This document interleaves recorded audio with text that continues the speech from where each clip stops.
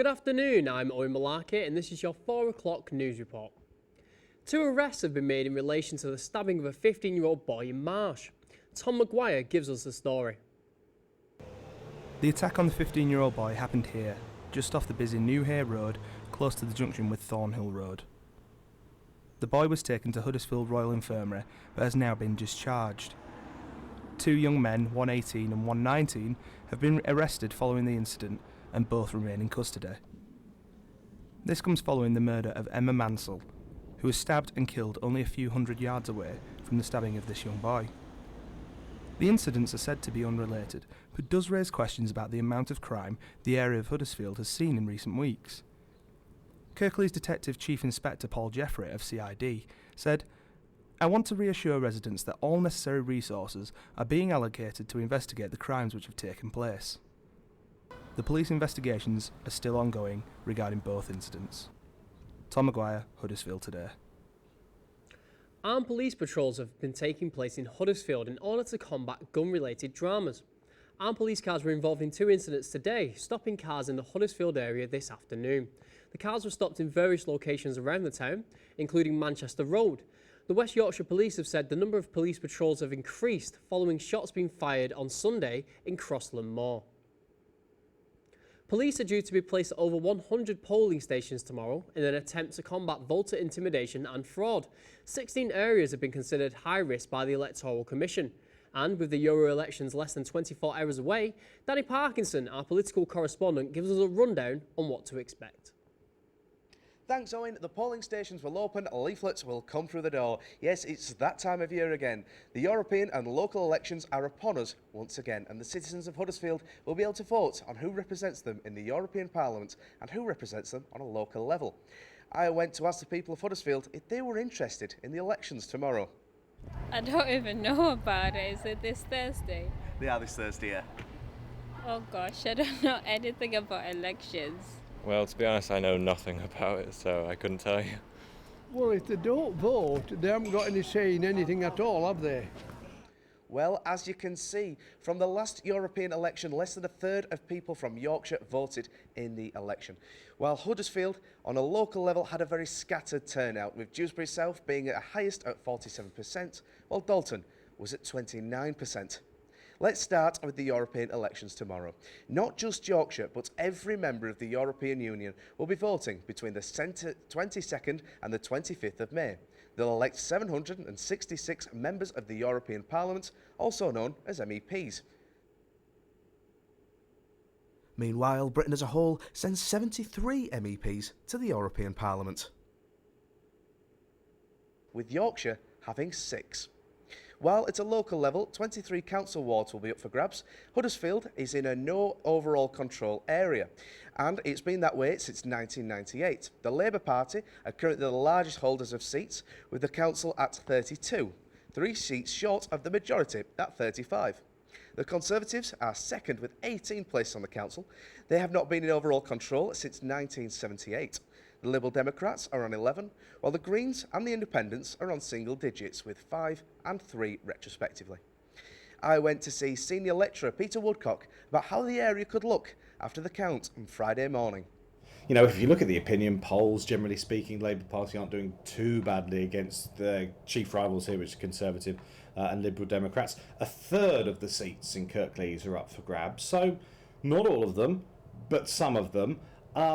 It will be a big ask, I think, for the Labour Party to take those 3 seats. But, you know, if UKIP impact more onto Conservative votes than into Labour votes, if the Lib Dems' general unpopularity in the North continues, perhaps they might get close to it. So, I mean, I think it would be a question of getting 3 seats, and that would be a fantastic result for the Labour Party in Kirklees.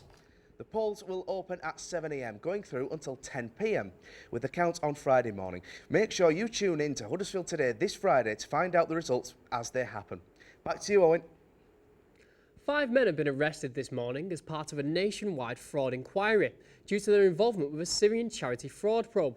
The scheme was part of 4 UK-based Syrian aid charities fraudulently using funds. The men, 2 from Halifax, 2 from Dewsbury and 1 from Sheffield, remain in custody as police search 6 properties, including a business unit. The Tour de France, the world's most watched sporting event, is having its grand depart in Yorkshire this July. However, a form of transport that doesn't require cycling is causing concern, as train passengers may be facing some trouble. Transport chiefs warn that cycling fans could face losing their seats on the trains if they bring their bikes along. Operators such as Northern Rail and Grand Central have said that reservations for bike spaces would not be available during the grand depart this weekend, at the weekend of July the 5th and 6th.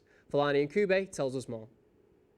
This year, Huddersfield is privileged to be hosting one of the biggest cycling events in the world, Tour de France. Running from Saturday, the 5th of July, to Sunday, the 24th, the event will be made up of 21 stages and will cover a total distance of 3,656 kilometers. However, this poses a threat to the smooth running of the transport system, with a lot of people coming from different places to witness this amazing event.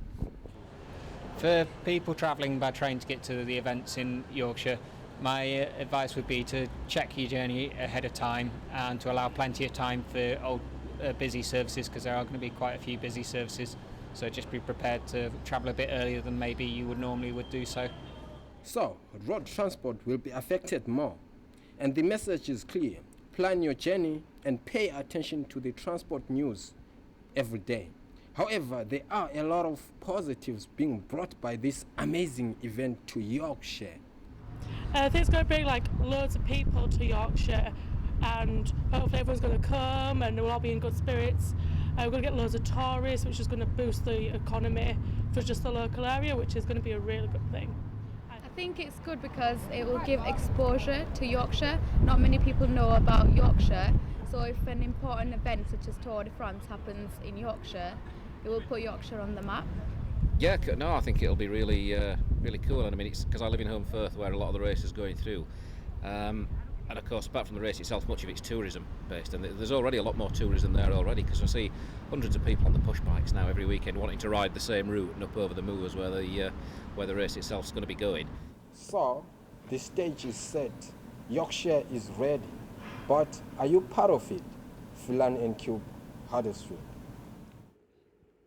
This week is Dementia Week, and Danny Parkinson has been researching the condition, and he is here to tell us what he has learned.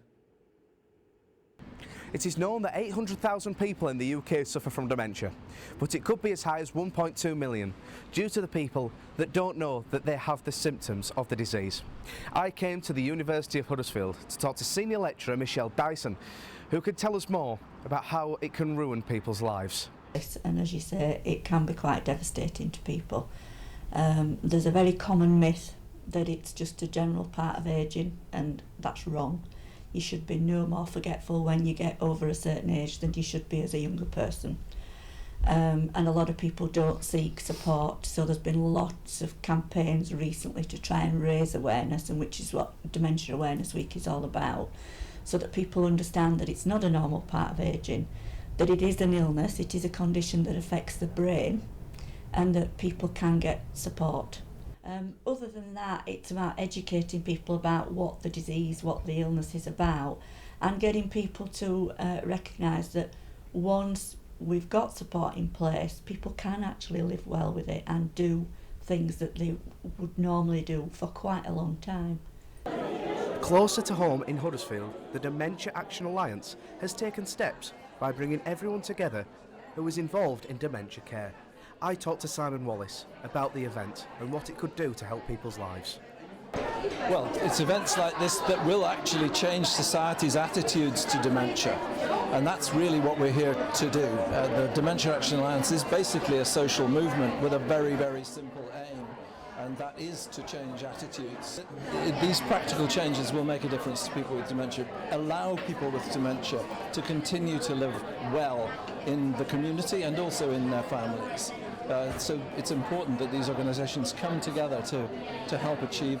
I haven't seen an event like this in all the time I've been project manager for the Regional Alliance. I don't think as many people have come to one event as they have today in Kirklees. It's terribly impressive. That's all from us here today at Huddersfield Today. We will be back on Friday. In the meantime, for further information on today's stories, head to our website, mhm.hud.ac.uk/broadcast. Goodbye and enjoy the rest of your day.